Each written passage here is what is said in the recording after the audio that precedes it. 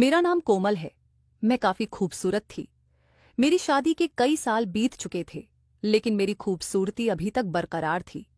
इसी खूबसूरती के खातिर मेरा भांजा दीवाना था। वह भाग भाग कर मेरे सारे काम करता था। मैंने नौकर को छुट्टी दे दी और भांजे को अपने पास रख लिया। रात होती तो अपने भांजे को अपने पास ही सुला लेती थी, क्योंकि मैं अकेली रहती थी। एक रात घर की लाइट खराब हो गई थी। तभी मैं अपने भांजे को जगाया। वह कहने लगा, अब ऊंट आया है पहाड़ के नीचे। यह सुनकर मेरे तो होश उड़ गए। उस रात मेरे भांजे ने पूरी रात मेरे साथ अंधेरे में ही। एक दिन मेरे घर की लाइट खराब हो गई थी। पति की मीटिंग थी, इसीलिए उन्होंने घर लेट से आने को कहा। उसी वक्त मेरी बहन का फोन आ गया। उसने मेरी परेशानी की वजह पूछी तो मैंने बता दी, और साथ में यह भी कह दिया कि अगर तुम्हारे पति के पास समय हो तो उन्हें भेज देना। ये सुनकर वह कहने लगी कि मेरे पति बाजार सब्जी लेने गए हुए हैं।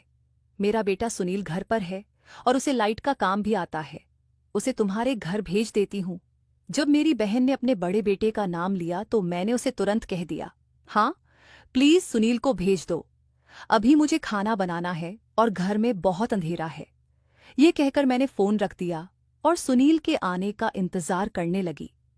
मैं अपने भांजे सुनील के बारे में सोचने लगी कि वह बचपन में कितना शरारती हुआ करता था। मेरी नाक में दम कर देता था। मगर अब तो हमारी मुलाकात काफी वक्त के बाद हो रही थी, क्योंकि वह दूसरे शहर चला गया था जहां वह पढ़ाई कर रहा था। इसलिए मैं जब भी बहन के घर जाती सुनील नहीं होता था, जबकि उसके छोटी बहन भाई मुझे लिपट जाते थे। अभी मैं यही सोचकर मुस्कुरा रही थी कि दरवाजे की घंटी बज गई। मैंने दरवाजा खोला तो सामने एक हैंडसम सा लंबा चौड़ा नौजवान लड़का खड़ा था। अरे सुनील, तुम तो बहुत बड़े हो गए हो। मैं तो तुम्हें पहचान भी नहीं पा रही। मैं अपने भांजे को देखकर बहुत ज्यादा हैरान हो गई थी। तो मेरा भांजा हंसकर कहने लगा, और आप अभी तक वैसी की वैसी हसीन हैं। सुनील ने तुरंत मुझे अपने गले से लगा लिया। मैं भी उसकी बाहों में समा गई, मगर मुझे उस वक्त एक अजीब सा एहसास होने लगा था। इसलिए मैं फौरन उससे अलग हो गई। अरे आप तो अपनी तारीफ सुनकर शर्मा गई। सुनील हंसकर कहने लगा। मैंने कहा, कैसी हसीन और कैसी तारीफ, तुम्हारी माँ और मुझ में 4 साल का फर्क है। यह सुनकर सुनील ने मुझे हैरानी से देखा। लेकिन मेरी माँ तो बूढ़ी लगती है। यह सुनकर मैंने उसका कान पकड़ लिया। मैंने कहा, अभी यह बात तुम्हारी माँ को बताती हूँ। मेरी यह बात सुनकर तो वह हंसने लगा और कान पकड़कर माफी मांगने लगा। अच्छा जल्दी से काम पर लग जाओ। मैंने उसे ड्राइंग रूम में खड़ा कर दिया और खुद किचन में आ गई। वह अपना काम करने लगा, जबकि मैं सोचने लगी कि आज क्या बनाऊं, क्योंकि आज तो सुनील के लिए भी खाना बनाना था। और मैं सोच रही थी कि मेरा भांजा कई दिनों बाद मेरे घर पर आया है, तो उसे कुछ अच्छा सा बनाकर खिलाऊंगी और उसे खाए बगैर नहीं जाने दूंगी। मगर उसी वक्त लाइट आ गई। मैं जल्दी से ड्राइंग रूम में आई और कहा, तुम तो वाकई इस काम में माहिर हो। मैंने उसे शाबाशी दी, मगर उसी वक्त फिर लाइट चली गई और अंधेरा हो गया। मैं किचन में भी नहीं जा सकती थी, इसलिए मैं दोबारा लाइट ठीक होने का इंतजार करने लगी। तभी अचानक मुझे किसी ने पीछे से पकड़ा। मैं तो हैरान हो गई। फिर अचानक उसी वक्त लाइट आ गई। मैंने देखा कि सुनील के पीछे मेरे पति भी खड़े थे। मैं उन्हें देखकर हैरान हो गई। अरे आप कब आए? आपको तो मीटिंग में जाना था। आपकी मीटिंग नहीं हुई क्या? मेरी बात सुनकर उन्होंने कहा, बस अभी आया हूं। लाइट नहीं थी तो तुम लोगों ने मुझे अंदर आते हुए नहीं देखा। ये सुनकर मैं उनसे कहा, मत पूछिए, आज लाइफ ने मुझे सुबह से परेशान किया हुआ है। ये सुनकर सुनील कहने लगा, अब लाइट ठीक हो गया है, अब चिंता मत करिए। ये कहकर वह बाहर की तरफ जाने लगा। तभी मैंने उसे पीछे से पुकारा और कहा कि तुम कहाँ जा रहे हो सुनील? तुम खाना खाकर ही यहां से जाना। ये सुनकर वह कहने लगा, खाना एक दोस्त के साथ ही खाऊंगा, आपके साथ फिर कभी। ये कहकर वह वहां से चला गया, जबकि मेरे पति कमरे की तरफ बढ़ गए थे। और मैं हैरान और परेशान होकर सोच रही थी कि पीछे से पकड़ने वाली हरकत मेरे साथ किसने की थी, सुनील ने या फिर मेरे पति ने। उसके ठीक 3 दिन बाद सुनील मेरे घर पर था। वह मेरे लिए कुछ कपड़े लाया था जो मैंने एक टेलर को सिलने दिए थे। मैं वहां से ला नहीं सकी। मेरी बहन के कपड़े भी वहीं टेलर सिलता था, इसलिए सुनील अपनी माँ के कपड़े लेने गया तो मेरे कपड़े भी ले आया। मैंने उसका धन्यवाद किया तो वह कहने लगा, आज खाना खाकर जाऊंगा, इसलिए कोई धन्यवाद नहीं। ये सुनकर मैं तुरंत किचन में चली गई और उसकी पसंद का खाना झटपट बनाकर तैयार कर दिया। जब मैं बाहर आई तो वह मेरे बेड पर लेटा हुआ था। उसके हाथ में मेरी साड़ी थी, जिसे देखकर वह कहने लगा, लोग इस उम्र में मोटे हो रहे हैं और आप दिन ब दिन हसीन और खूबसूरत होती जा रही हैं। ये सुनकर मैं समझ गई कि वह यकीनन अपनी माँ की बात कर रहा था, क्योंकि वह बहुत मोटी होती जा रही थी। मैंने उसके सर पर थोड़ा सा मारा तो उसने मेरा हाथ पकड़ लिया और उसे चूम लिया। उसके बहन भाई भी ऐसे ही करते थे, मगर सुनील मुझे बहुत अजीब नजरों से देखने लगता था। मैंने उस बात को नजरअंदाज कर दिया। मैंने सोचा कि अब वह बड़ा हो रहा है, इसलिए उसका मुझे प्यार करना अजीब लग रहा है। मैं शीशे के सामने आकर अपने बाल ठीक करने लगी। मैंने खाना बना लिया था, इसलिए सोचा कि अभी तैयार हो जाती हूँ। तभी सुनील मेरे पीछे आया और कहने लगा, मैंने आपको साड़ी पहने कभी नहीं देखा, ये नई साड़ी मुझे पहनकर दिखाइए। ये सुनकर मैं उसे घूरने लगा और कहा, याद है जब मेरी नई नई शादी हुई थी, मैं तुम्हारे घर अक्सर साड़ी पहनकर आती थी। वैसे भी यह नई साड़ी मुझे एक पार्टी में पहनकर जानी है। ये पार्टी मेरे पति के बॉस ने दी है। ये सुनकर सुनील ने मुंह बना लिया और कहने लगा, तब मैं छोटा था, इसलिए ध्यान नहीं दिया करता था, अब सिर्फ मेरे लिए पहनकर दिखाइए। ये सुनकर मैंने उसे पीछे धक्का दिया और कहा, तो कौन सा तुम अब बड़े हो गए हो, मेरे लिए तो तुम अभी भी बच्चे ही हो। मगर सुनील ने ऐसी जिद पकड़ ली कि मुझे कह साड़ी पहननी पड़ी। हम खाना खाने आए तो सुनील बस मुझे ही देखता रहा और मैं उसे नजरअंदाज करके खाना खाती रही। इसके बाद सुनील रोज रोज हमारे घर आने लगा। उसे मेरे पति के आने जाने का वक्त मालूम हो गया था, इसलिए वह उस वक्त आता था जिस वक्त मेरे पति घर पर नहीं होते थे। यह बात मुझे अच्छी नहीं लग रही थी, मगर उसे क्या कहती, वो मेरा अपना ही तो था। लेकिन वह जब जब घर आता था मैं चौकन्ना हो जाती थी। एक दिन सुनील जब मेरे घर आया तो मेरे नौकर से लड़ाई हो रही थी। नौकर मेरे पति ने रखा था और उससे हम बाहर के काम करवाते थे। हम उसे अच्छी तनख्वाह भी देते थे, मगर अब वह रोज रोज के नखरे करने लगा था। कभी कहता मुझे गांव जाने के लिए छुट्टी चाहिए, तो कभी कहता कि मेरी तनख्वाह बढ़ा दीजिए। लेकिन काम के वक्त उसे सांप सूंघ जाता था। मैं घर के सारे काम खुद कर लेती थी, इसलिए सिर्फ एक ही नौकर को घर के कम करने के लिए रखा हुआ था, मगर उसके नखरे खत्म नहीं हो रहे थे। दिन ब दिन कोई ना कोई बात निकाल कर आ जाता था। कई बार मेरे पति ने उसके पैसे भी डबल किए थे, मगर आज फिर उसने मुझसे कहा कि महंगाई बहुत हो गई है, मेरी सैलरी और बढ़ा दो।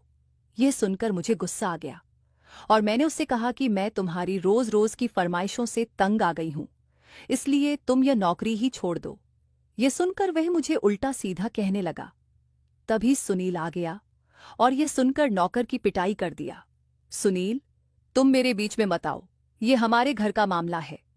मैं सुनील को रोकना चाहा, मगर सुनील ने नौकर को भगा दिया और कहने लगा, ऐसे घटिया नौकर रखने की जरूरत नहीं है, इसकी जगह मुझे बुला लिया करे, मैं आपका हर काम कर दिया करूंगा। सुनील की आवाज सुनकर मैं उसे पानी का गिलास दिया तो वह पानी पीने लगा। आजकल के बच्चे भी बड़े जल्दी गुस्से में आ जाते हैं। मैं खुद ही नौकर से बात कर लेती, मगर उसने मेरा नौकर को भी भगा दिया और अब मेरे खातिर नौकर बनने को भी तैयार था। सुनील, इस बात को जाने दो, मैं अपने पति से कहूंगी कि वह घर के लिए नया नौकर रख ले। तुम अपनी पढ़ाई पर ध्यान दो, तुम्हारी माँ को तुमसे बहुत उम्मीदें हैं, तुम बस अपनी पढ़ाई पर ध्यान दो। यह सुनकर सुनील कहने लगा, मैंने अभी एक कोर्स कंप्लीट किया है और अभी उसका रिजल्ट आने तक मैं बिल्कुल फ्री हूं। मैं तब तक आपका नौकर बनने को तैयार हूं, और वह भी फ्री में। यह कहकर वह हंसने लगा, लेकिन आप ये बात मेरी माँ को नहीं बताएगी। सुनील की यह बात सुनकर मैं चौंक गई। वह कहने लगा कि वह मेरी माँ है, मुझे अच्छा नहीं लगेगा कि उनका बेटा किसी का नौकर बन जाए। ये सुनकर मुझे भी हंसी आ गई। उस दिन के बाद मैं सुनील से कहा कि तुम जब भी फ्री रहो तब मेरे घर पर आ जाया करो मेरे काम करने, मगर उस दौरान मैंने अपने पति से कह दिया कि वह नया नौकर तलाश कर ले, क्योंकि मैं नहीं चाहती थी कि सुनील नौकरों वाला करे। मगर शायद यह बात मेरे पति के ध्यान में नहीं रही थी, या शायद उन्हें अभी तक नौकर नहीं मिला था, तभी तो कई दिनों तक नहीं आया। तब सुनील बेचारा ही सारे काम करता था। एक दिन मैं फ्री थी तो सोचा कि अपने बहन के घर चली जाती हूँ। वहां गई तो उसके दोनों बच्चे मुझे देखकर खुश हो गए, लेकिन सुनील घर पर नहीं था। मैंने बहन से पूछा तो वह कहने लगी, सुनील घर पर नहीं है, पता नहीं सारा दिन कहाँ आवारा की तरह घूमता फिरता रहता है। कोर्स भी कंप्लीट कर लिया है तो खुद को पढ़ाई से आजाद समझ रहा है। मैंने अपने पति से कल भी कहा था कि लड़कों का पता रहना चाहिए कि वह क्या कर रहे हैं, कहाँ जा रहे हैं, सारा दिन कहाँ छुपे रहते हैं। ये सुनकर मुझे हैरानी हुई। मैंने कहा, तुम्हें सुनील ने कुछ नहीं बताया? ये सुनकर मेरी बहन भी चौंक गई। क्या मतलब, क्या नहीं बताया? ये सुनकर मैं उसे बताया कि आजकल सुनील मेरे घर पर ही होता है। ये सुनकर वह चौंक गई, कहने लगी, अच्छा, मुझे ये बात सुनील ने मुझे बताया ही नहीं, और ना तुमने मुझे कॉल करके बताएं। ये सुनकर मैं बहन से कहा कि मुझे लगा था कि यह बात तुम्हें सुनील ने बताया होगा, मैं भी तो आज तुम्हारे घर आई हूं। ये सुनकर मेरी बहन बेफिक्र हो गई और कहने लगी, चलो अच्छा है, मैं तो सुनील की वजह से बहुत परेशान थी। मेरे पति काम के सिलसिले में बिजी रहते हैं और मुझे इस मोटापे ने तंग करके रख दिया है, वरना तुम्हारे घर आती तो यह बात मुझे भी पता चल जाती। खैर, यह भी ठीक है कि वह आवारा दोस्तों के साथ नहीं रहता है और उनके साथ पढ़ने की बजाय अपनी मौसी के घर चला जाता है। तुम उसका ख्याल रखा करो।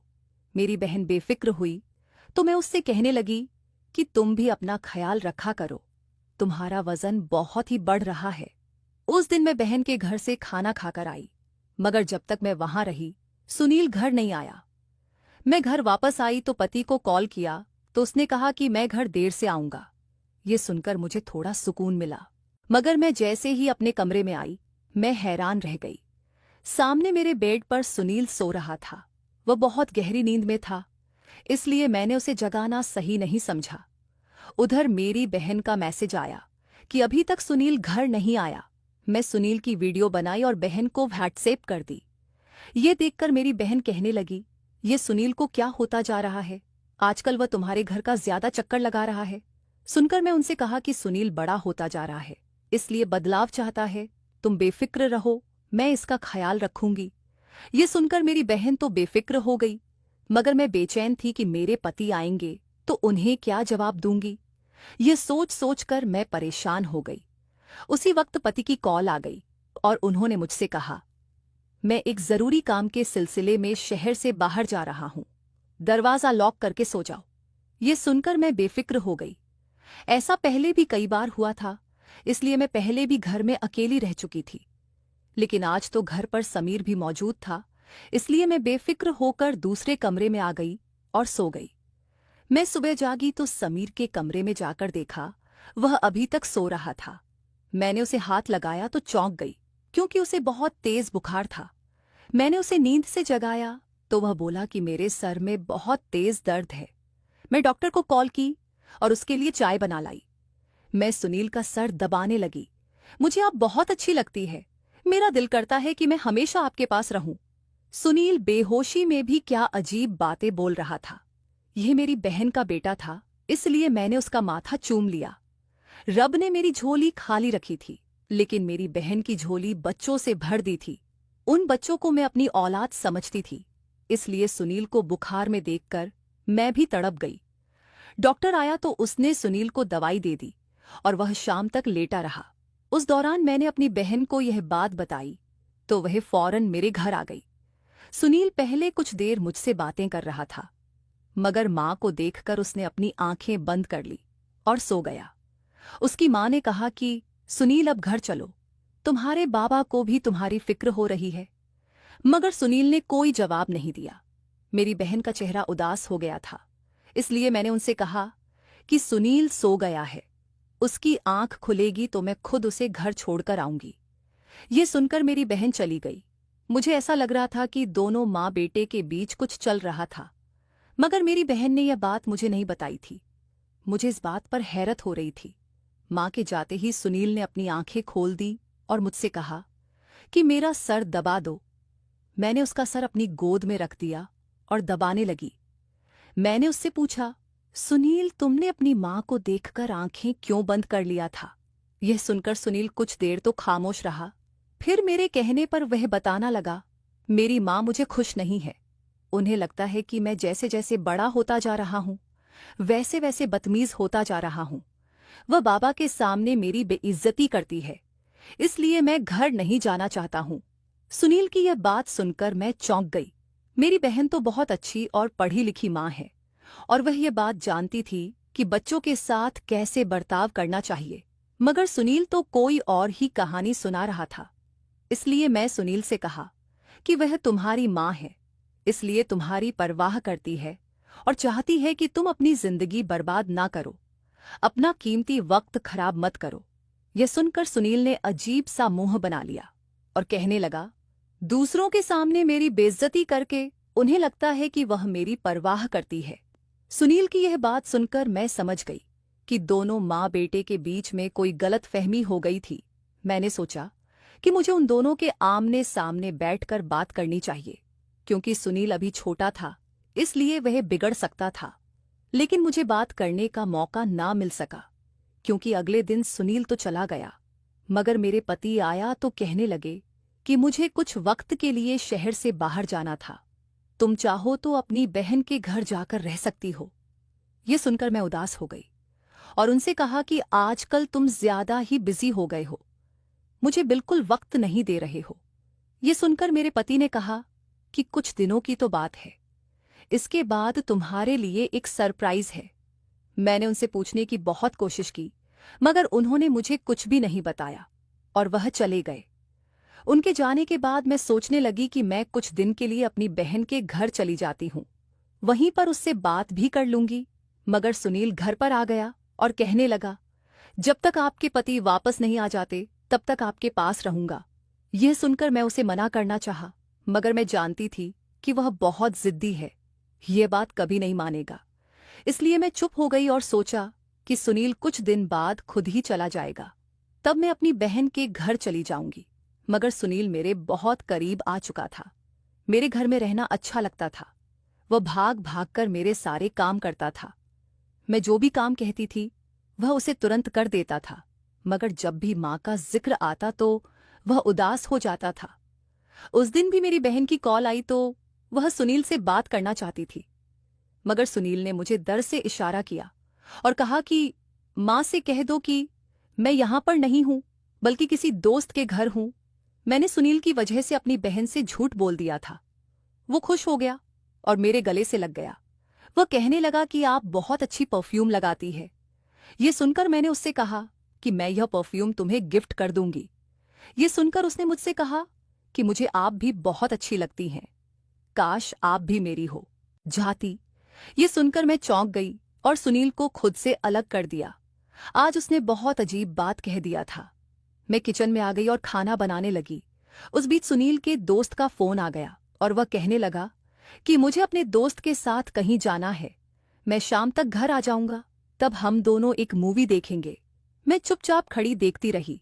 वह जैसे ही घर से निकला, मैं अपनी बहन के घर आ गई और उससे सुनील की सारी अजीबोगरीब हरकतों के बारे में सब कुछ बता दिया। मैंने उनसे कहा कि तुम सुनील की माँ हो, इसलिए तुम्हें यह सब सुनकर बहुत बुरा लगेगा, मगर मैं यह सब कब से नोट कर रही थी, मगर आज बताने का हौसला कर रही हूं। यह सुनकर मेरी बहन कहने लगी, मैं सुनील की माँ नहीं हूं। मेरी आंखें फटी की फटी रह गई। ये तुम क्या कह रही हो? मेरे पूछने पर वह कहने लगी, हाँ, यह सच है। सुनील मेरा बेटा नहीं है और ना ही तुम्हारा भांजा है। तुम्हें याद है जब मैं शादी के बाद घूमने गई थी तो वहां पर क्या हुआ था? यह सुनकर मुझे सब कुछ याद आ गया। मैंने कहा कि हाँ, मुझे याद है, लेकिन उसका सुनील के साथ क्या ताल्लुक है? ये सुनकर वह कहने लगी, दरअसल सुनील हमें वहीं मिला था। उसकी माँ एक हादसे में मर चुकी थी और वह सड़क पर पड़ा रो रहा था। उसे देखकर कर मेरी ममता जाग गई और उसे अपने सीने से लगा लिया। हम उसे अपने होटल ले आए और हमने फैसला किया कि हम उसे पालेंगे। मगर मेरे पति ने कहा कि अगर हम इसे अभी वापस घर ले गए तो यह मेरा अपना बेटा नहीं कहलाएगा। जब यह बड़ा होगा तो लोग इसे बता देंगे कि यह हमारा बेटा नहीं था, बल्कि हमने इसे सड़क से उठाया था। ये सुनकर मैं चौंक गई और पति से पूछा कि हमें क्या करना चाहिए था।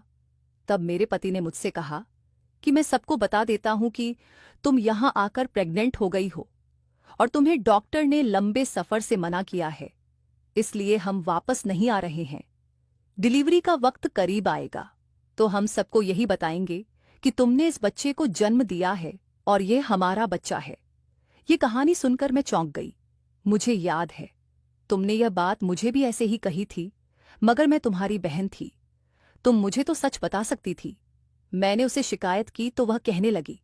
मेरे पति ने कहा कि इस बच्चे को कभी इस बात का पता नहीं चलना चाहिए कि यह हमारा असली बेटा नहीं है, इसलिए यह राज हमारे बीच ही रहना चाहिए। यह सुनकर मैं समझ गई कि मेरी बहन ने अपने पति के डर से यह बात मुझे नहीं बताई। सुनील मेरा सगा भांजा नहीं था, इसलिए वह मुझसे ऐसी बातें करता था तो मुझे अच्छा नहीं लगता था।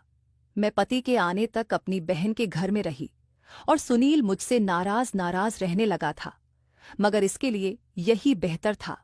मेरा पति वापस आया तो उन्होंने मुझसे कहा कि हम ये मुल्क छोड़कर सऊदी अरब जा रहे हैं। फिर मैं कुछ दिन बाद सऊदी अरब आ गई और यूं सुनील मुझसे हमेशा हमेशा के लिए दूर हो गया। कुछ दिनों तक तो मैं भी उसके बारे में सोचती रही, लेकिन धीरे धीरे फिर सब ठीक हो गया था। दोस्तों, ये कहानी आपको कैसी लगी हमें कमेंट में बताएं। यदि आपने अभी तक हमारा चैनल सब्सक्राइब नहीं किया है तो चैनल को सब्सक्राइब जरूर करें।